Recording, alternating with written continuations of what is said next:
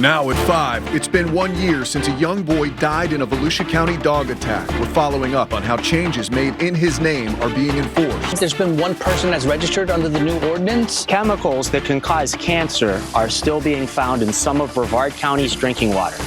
I'll tell you where forever chemicals were detected and what the county's doing about it. And the citrus industry on the decline. The first predictions of the year are out for Florida's cash crop.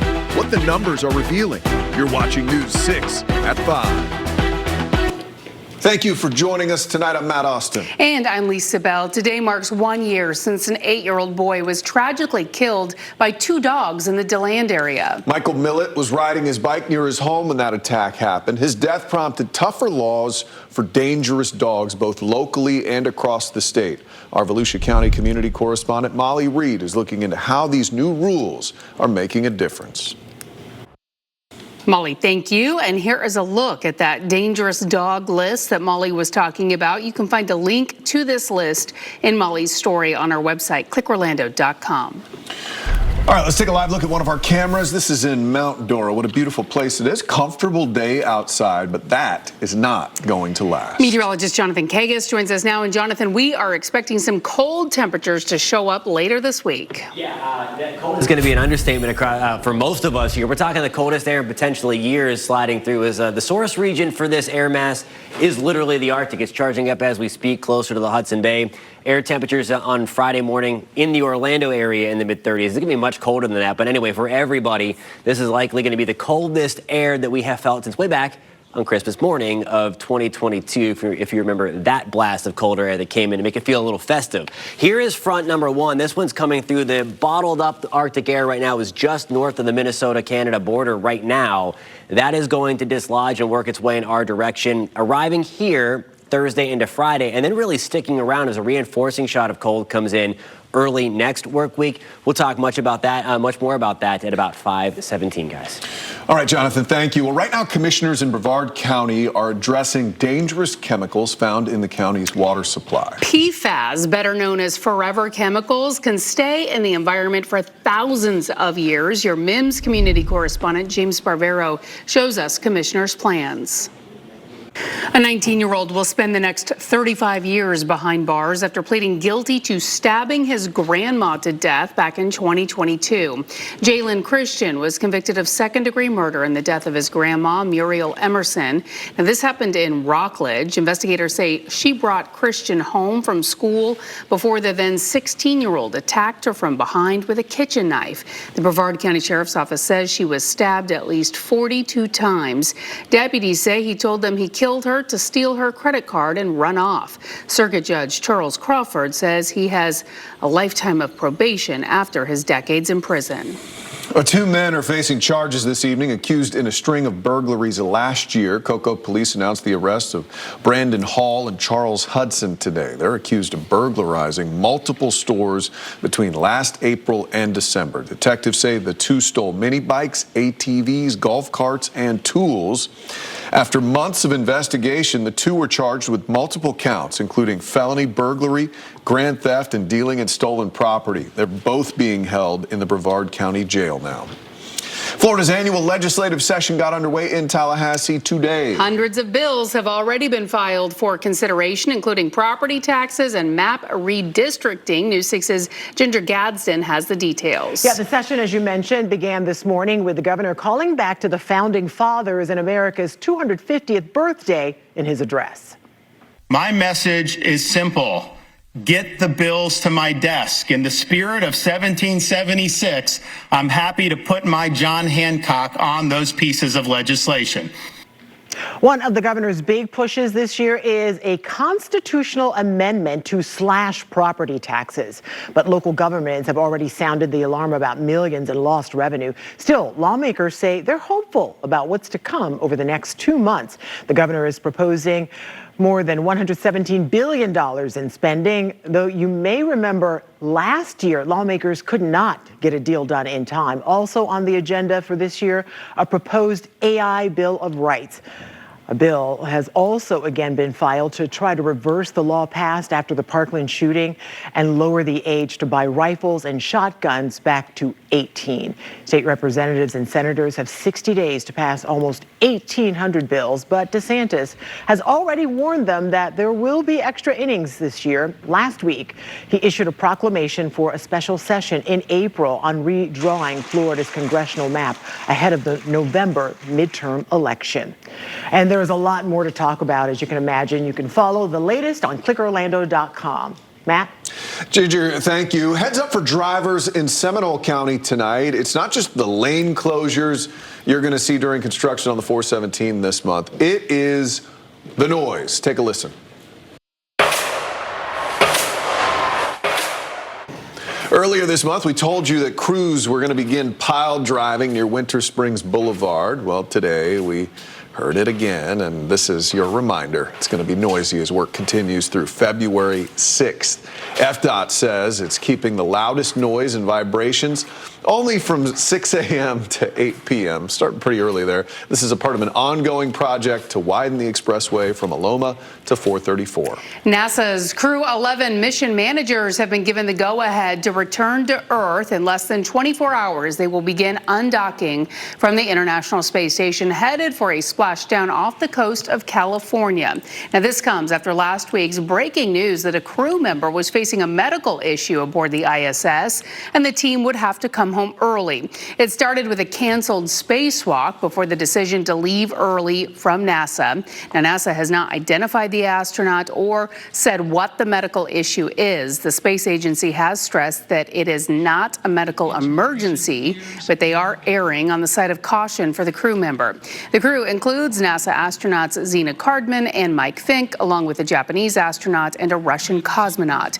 Yesterday, Fink handed over command of the space station to a cosmonaut. Everybody really rose to the occasion for our expedition, and it's been really a pleasure to be here. I thank you all very much for your hard work, for your assistance, and for all the fantastic science and exploration that we worked on together. It was really fun. We will bring you the undocking when it happens and any updates as soon as we learn them. Tomorrow's undocking is set for 5:05 in the evening. It has been a constant here in Central Florida and across the state for our decades-old citrus industry. But it's been facing years of decline. We've talked a lot about it, and this year may be no different. Next at 5, a first look at this year's numbers and just how far production is down. This portion of the news is sponsored by Launch Credit Union. Our teachers lead, inspire, and go the extra mile. And now it's time to say thank you. Nominate an educator who's made a difference in your life, your child's life, or your community at clickorlando.com/Educator of the Week. Each week, we're celebrating outstanding teachers with the Educator of the Week Spotlight. Submit your nomination now at clickorlando.com/Educator of the Week. Then watch every Thursday morning to see who wins the coveted Golden Apple. Let's give our local heroes the recognition they deserve. Sponsored by Osborne Francis and Pettis Law Firm. Well, Florida's citrus industry could make a comeback for the upcoming harvest season. That's what people are hoping. Growers have seen a steady decline, though, for years. News 6's Jana Manohalal in Lake County got a first-hand look at how one local orange grove is surviving the decline.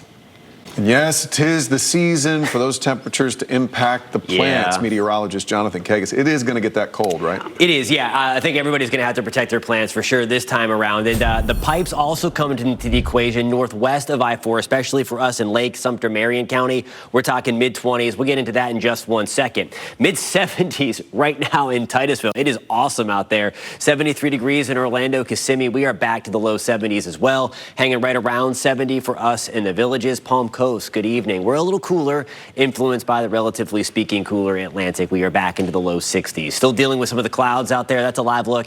Downtown Orlando with our Light Orlando delivering Hope Skycam this evening at the airport. We're back to the lower 70s right now under that mainly cloudy sky. The breeze out of the east right now at about 10 miles an hour, gradually backing off from the gusty day that we had at times yesterday. Now tomorrow morning, still on the milder side, hanging around 60 when you wake up in Kissimmee, right around 60 as well in Holopaw. Hanging around 50 degrees. Cool, but certainly not as cold as where we were just yesterday morning in Ocala and in Denellen. Now here's a look at tomorrow afternoon. Your forecast is sponsored by Payne Law. Temperatures tomorrow a touch cooler. I think we're going to have extra clouds around. Rain chances start to bump up a little bit, especially as we get into our afternoon. Mid to upper 60s for highs. It's good enough for about 5 degrees below where we should be for this time of the year. It's all because of this right here, this cold front that's just northwest of Chicago, already passing by through the Twin Cities. The coldest air of the season, and likely in a couple of years if you were with us earlier in the show, is going to be following that. And you see where it's situated right now. God's Lake back up into Canada, 6 degrees below zero. Fort Severn, just south of Hudson Bay, 10 below. The air mass will modify. We're not talking about below normal or below zero temperatures by any means, but it is still good enough for the coldest air we've seen in years. So ahead of that, there's 5 o'clock on your Wednesday evening. We're likely going to be tracking a few downpours in the mix as we tap into some of that Gulf moisture. The front itself slides through early in the morning on Thursday. So that's 2 o'clock, likely dodging some more downpours through the latter stages of your morning. That front then blasts through. That's late on Thursday night, a very nice clean sweep, and that is what is going to usher in the coldest air of the season and likely, again, the coldest air we've seen since way back in 2022. So this is what I'm talking about, the pipe protection part. The slow drip likely going to be needed northwest of I-4 in the villages. Ocala, we're back to the upper 20s. Denellen, we are at 24 degrees. When you wake up on Friday morning, that means we're going to be spending anywhere from 6 to 10 hours below freezing. Any exposed pipes, that's when you start to have some freezing issues on those. There's the chill. 60 on Thursday. Rain chances up to 50% as that front slices through. Struggling to get out in the mid-50s on Friday after that frigid start in the 20s and 30s. We'll try to pull out of it a little bit on Saturday and Sunday, and then a reinforcing shot of cold comes in, guys. We're back to the 20s and 30s by the time you wake up on Monday morning.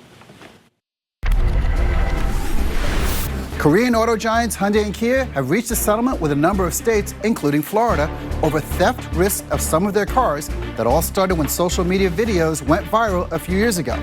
I'm Donovan Murray. I'll have that story coming up.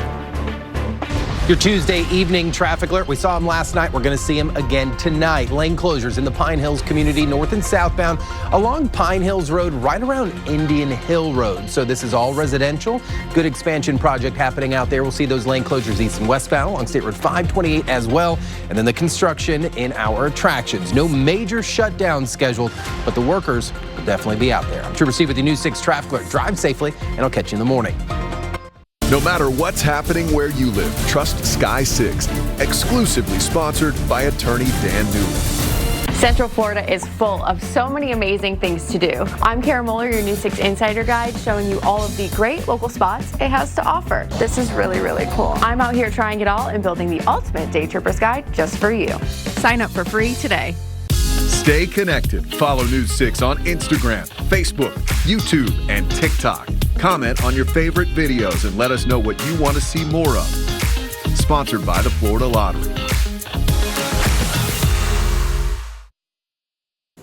Well, a sad case of child neglect in Seminole County. Law enforcement saying twins were brought to the hospital severely malnourished. Coming up, what the parents told investigators when asked about the children's diets and the charges they are facing tonight. And from the polls to the courts in Orlando's District 5, why a former commissioner says her November loss was unfair. Here's a live look at Daytona Beach. You're watching News 6. Keep it here. We'll be right back.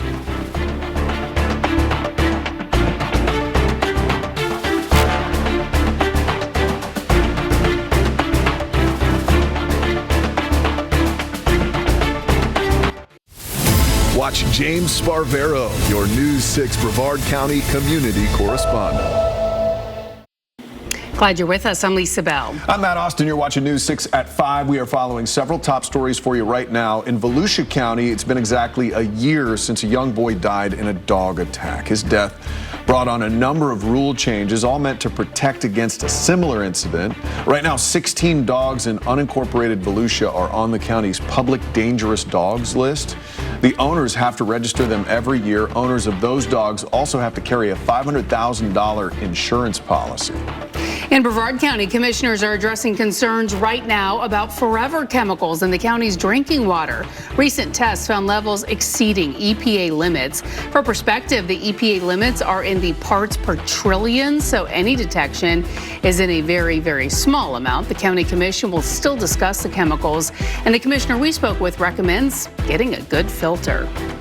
And Florida's legislative session is underway. Hundreds of bills are on the table, including a constitutional amendment to slash property taxes. But local governments are concerned that could cost millions in revenue. We'll be tracking the discussions and votes that could impact you and your family the most, and we'll bring it all to you as that session continues for the next few months.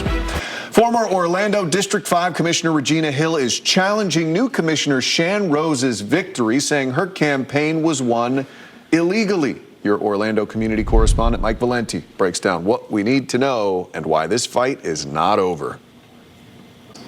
Well, it is a common complaint, especially here in Central Florida, talking about drivers in the left lane. They're just holding everybody up. But is driving that slow actually more than just a nuisance, but rather a safety issue? Our very own Trooper Steve. This question today on Trooper Steve on Patrol. That to memory. And you can watch Steve's full episode right now on our website, clickorlando.com. Just head to the article you see here. So you can hit the road with Trooper Steve on Patrol weekday mornings at 10. It's live on News 6 Plus's streaming app for your smart TV or clickorlando.com. More pushback this evening to President Donald Trump's anti-immigration tactics. A new lawsuit has been filed by the state of Minnesota and the Twin Cities after an ICE agent killed a woman in Minneapolis last week. That lawsuit claims the deployment of federal officers illegally oversteps the state's law enforcement authority and endangers the public. The lawsuit points to several alleged uses of excessive force, but Trump administration officials say the shooting was a justified act of self-defense. This deranged lunatic woman was trying to ram him over. And we're feeling the impact here in Minneapolis. Schools have closed. People are afraid to go to work, shop, or seek medical care. 911 calls are up. DHS says the lawsuit is prioritizing politics over public safety, and they will look to prove that in court. Activist groups in Iran say at least 2,000 people have been killed by the Iranian regime during protests against the government. CBS News' Natalie Brand reports President Trump is considering taking action.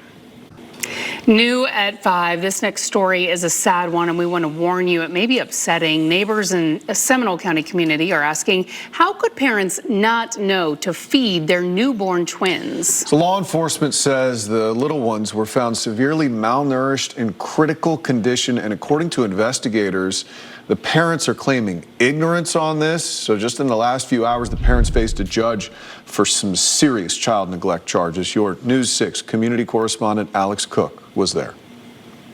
Just terrible. Well, it has been talked about in Orange County in the past, but it always seems to fail. Yeah, we're talking about sales tax increase initiatives. This time around, it could support conservation. We're diving into what Orange County commissioners have to say about it. That's coming up. Jonathan. It's nice and mild out there right now. We are tracking our next cold front. It's a big one that arrives on Thursday, not only increasing rain chances, but sending us the coldest air we've likely felt in years. We're going to break that down for you at about 5:47. This portion of the news is sponsored by Shark Coatings.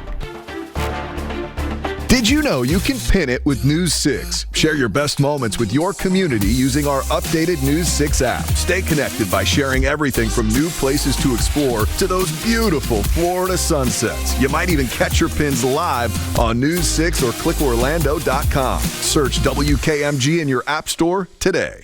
Knowing how the weather will affect where you are or where you're going with pinpoint accuracy down to the minute, that's what News 6 can do for you. I'm meteorologist Jonathan Kegist on News 6.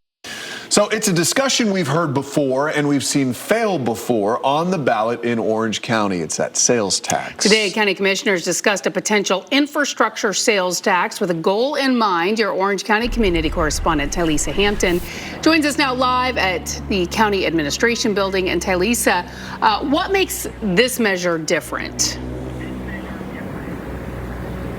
Well, Commissioner Nicole Wilson says what makes this one different is that tax push back in 2022 that had a focus around roads. This one has a focus around conservation land, so much so that they brought in a group to discuss more needs from voters and what they find important. We spoke to some who were in the meeting. They say they have a mix of opinions around this entire tax. Now, the mayor did say that county commissioners should manage their expectations with voters because just on years past and those initiatives failing. Now, again, this is still very much in the early stages. Nothing has been voted on. Nothing is even on the 2026 ballot. It's merely a conversation, one that they did say, if not on the 2026 ballot, again, could be one in the future. But they want voters to be heard. Reporting for News 6, I'm your community correspondent, Tylisa Hampton. All right, Tylisa, thank you. We want to bring in meteorologist Jonathan Kagas now because we have a lot to talk about, some I'd say even colder temperatures headed our way. And it's rare that we have to talk about protecting our plants, even our pipes, Jonathan. Yeah, I think northwest of I-4, you need to consider thinking about getting some of that insulation from the store to protect the pipes or just letting it run at a slow drip if you have the exposed pipes outside. We'll have an extended opportunity for below freezing temperatures once we get to Friday morning, really Thursday night into Friday morning. We'll get into that in just 1 second. Here's a live look outside Port Canaveral, Brevard County with our Launch Credit Union camera. Air temperatures now nowhere close to freezing. We're back to the upper 60s, feeling pretty nice out there with the wind backing off a little bit. We had the mostly cloudy sky again at the port. Here's the big front. It's working through parts of the upper Midwest, now just slicing through Chicago. There's a little bit of rain to it. Ahead of that, tomorrow we're going to tap into some Gulf moisture to increase rain chances, and then a slightly better chance early Thursday morning as that big front itself blasts on through. Now, tomorrow morning, we're still looking pretty good. Other than a stray shower in the mix, we still should be on the drier side. We're going to be on the milder side. We're back to the mid-50s to start in Leesburg. Good evening in Titusville. We're hanging around 60 to start your day. We'll slip back to the upper 40s in Gainesville, right around 50 degrees in Ocala. Now, here's a look at your afternoon. Your forecast is sponsored by Advent Health.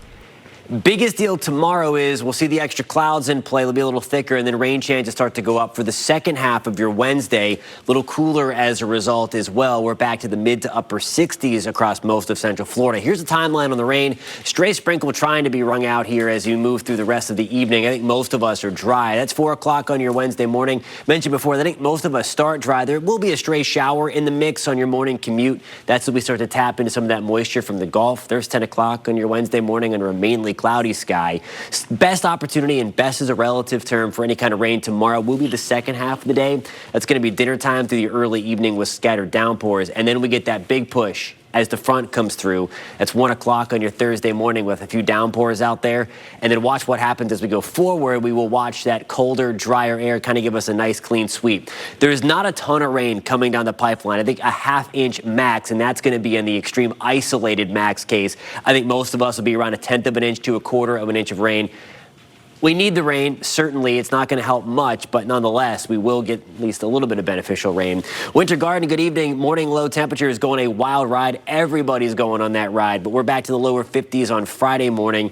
And then here's the morning we're talking about getting close to the freezing mark. We're at 34 degrees. We're staying in the upper 30s to start Saturday.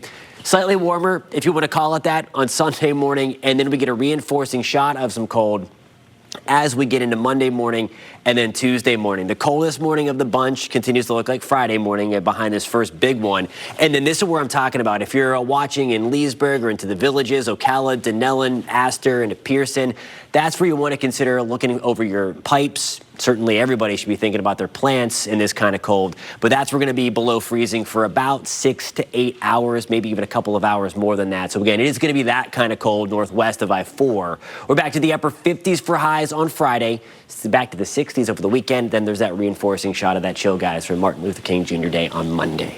All right, Jonathan, thank you. Pushback is happening against a controversial toll road that could be coming to Orange County. And today that pushback was taken to the county. Coming up, a look at today's rally as people work to protect that split oak forest against getting cut through for a toll road. Coming up in the morning, rain chances rise before a major cool down. Candace will have your forecast every 10 minutes. Plus, cold plunges are the hot new fitness trend, but do they really work? We're going to talk to the experts. We'll see you for News 6 Mornings starting at 6. Watch Molly Reed, your News 6 Volusia County community correspondent. Next, ET One-on-One with Golden Globes host Nikki Glazer, back to toast and, of course, roast. A little bit more of a covert mission. Plus, our exclusive onset of The Rookie. It's rarefied air. Next, ET. Tonight at 7 on News 6. New pushback is happening against plans for a toll road through Split Oak Forest. Today, a rally was held ahead of Orange County's first commission meeting of the year. As News 6's Mark Lehman shows us, the opposition is coming as some county leaders are raising concerns over the project. Ginger Gadsden is in the newsroom with what we are working on for News 6 at 6. Yeah, Matt and Lisa, another Central Florida community working to keep everyone safe on the road. You have to operate it like you're operating a vehicle.